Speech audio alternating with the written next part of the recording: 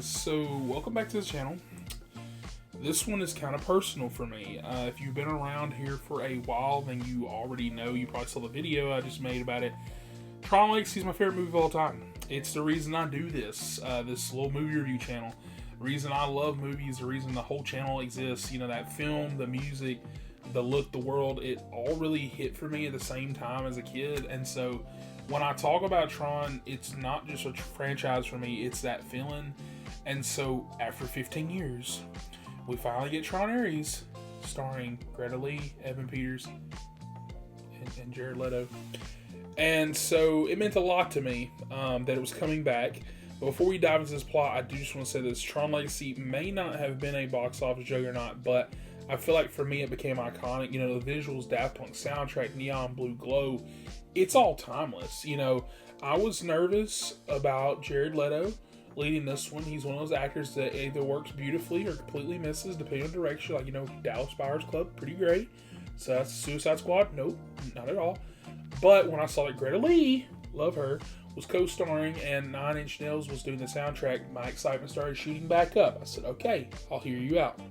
So the story for this one is, it centers around Eve Kim, played by Greta Lee. She and her sister basically take over Incom, the tech company at the heart of this world, and her sister passes away from cancer, leaving Eve to carry on her mission, and that's bridging the digital to the real world. And here is where I kind of get my first complaint, because 30 seconds in, they did a little intro thing for like Tron Legacy.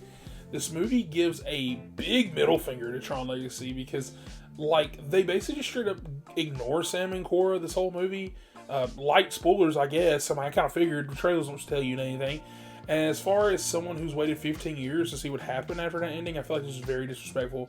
We get like a throwaway line about Sam resigning, and that's it. No, nothing. Not telling us why.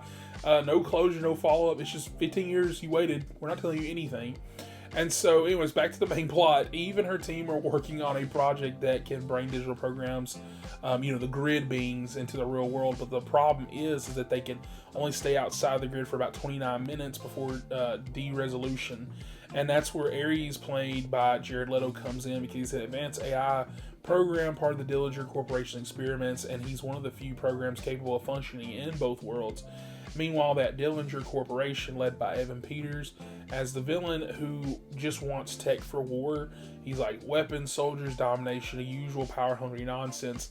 And that's when one of my biggest issues comes up, because Evan Peters is such a good actor, but they give him nothing to do in this movie. He's just an evil corporate guy, number 27. Eve, on the other hand, I feel like I really liked. She wants to use the technology for good, to continue her sister's vision of healing and unity. So it basically becomes that war between creation and destruction. Because like, if you could create all kinds of apple trees, you can cure world hunger. And so it's that battle between humanity and control. And conceptually, I actually do like where the story tries to go, what it tries to kind of say. It doesn't really land necessarily, but it's, all about creation, identity, and what makes something real. Ares is a program, and he starts to feel emotions, curiosity, and wonder about being alive. And he's like a digital Pinocchio, really wanting to be that real boy. But instead of feeling corny or cringy, I feel like it actually did kind of work. Leto does play him with a lot of restraint, so he feels like an AI that's learning emotion, not overacting it. It's kind of poetic in a way, because Legacy was about connection between father and son, and Ares is about connection between creator and creation. And in theory, that's really cool. I just wish that script gave it more time to explore that a lot deeper. Now, the soundtrack and that aesthetic really slaps. It's peak. Soundtrack, Nine Inch Nails, they cooked. Whew. I give it a 10 based on that alone. It's not Daft Punk. It will not be. I'm sorry. That Daft Punk soundtrack is my most listened to soundtrack every year since 2010. It just always will be. But this one is darker, it's heavier, it's industrial.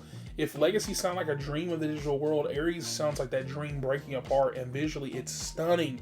I saw this movie in 3D, the lights, the reflections, the sense of scale, it's absolutely wild. It is a visual masterpiece, no question. And as a big Greta Lee fan, I feel like she gives a grounded emotional performance here that really does hold this movie a little bit together. You believe her grief. I feel like I believed her determination. She brings heart to a story that otherwise could have really just been all code and circuits.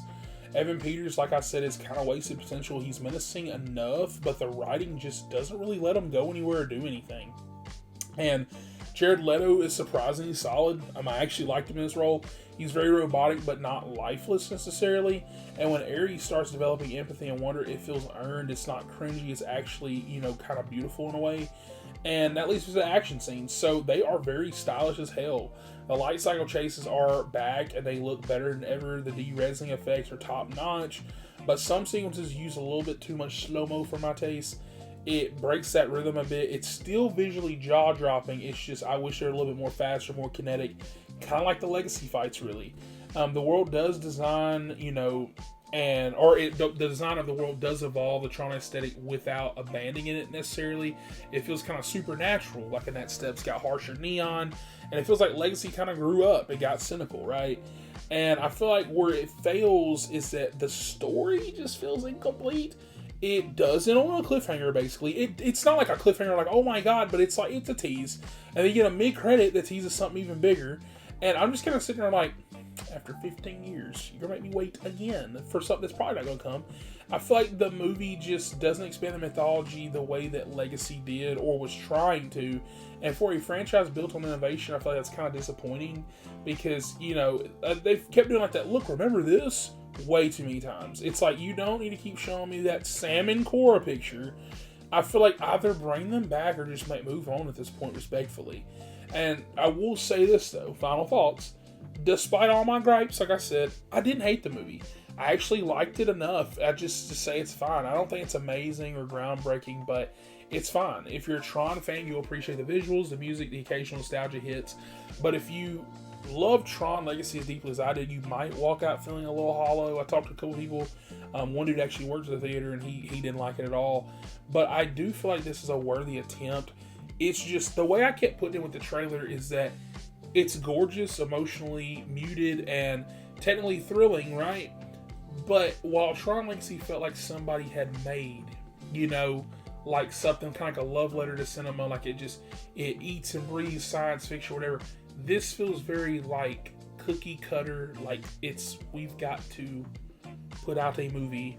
Like it feels very industrial, like it feels very like McDonald's, right? It's like very franchised. Like Legacy felt like it had love and touch, like care, like from like a woman or something.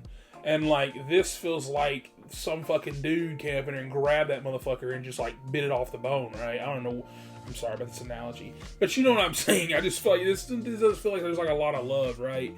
Even though I did enjoy what I saw, but yeah, with that, I'm gonna give this movie a 6.5 out of 10. I actually dropped it initially when I was leaving. I was like, about a 7. But yeah, I think realistically, I'm not eager to watch this one again, right? And there's like not a lot of highlights I want to watch again. But there is some good things about it, though. Like I said, visually, like it's like everything it does is a 10. Like visually, 10.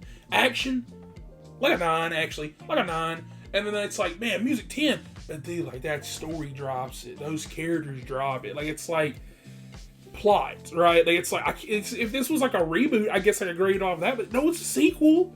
They tell you this multiple times, and so then I'm like, okay, I'm also grading on this being the third, which everybody thinks is the second. I think it's so funny. People just don't even notice like a Tron 1. But yeah, with that, like, subscribe for more, and comment down below. Let me know your thoughts, and actually rank the Tron movies for me. If you think there's only 2, God bless your soul if you've never seen the original, and if that's the case, what are your top 2?